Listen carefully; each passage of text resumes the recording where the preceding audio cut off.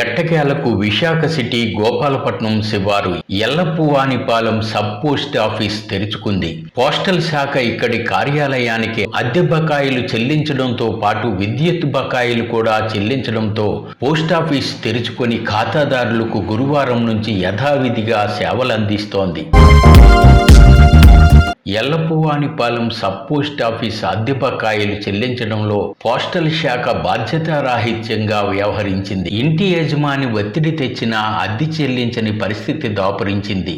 ఇలా 3 నెలలుగా అద్దె బకాయిలు చెల్లించకపోవడం, విద్యుత్ బకాయిలు కూడా కట్టకపోవడంతో ఇంటి యజమాని విసిగిపోయి పోస్టల్ కార్యాలయానికి తాళం వేసేశారు.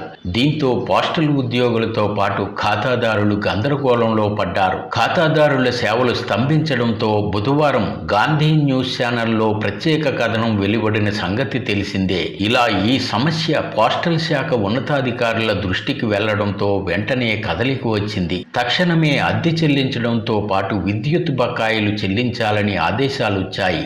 దీంతో విశాఖలో అధికారులు స్పందించారు. గురువారం అద్దె బకాయిలు చెల్లించి విద్యుత్ బకాయిలు కూడా కట్టేశారు. దీంతో ఇంటి యజమాని ఊపిరి పీల్చుకున్నారు.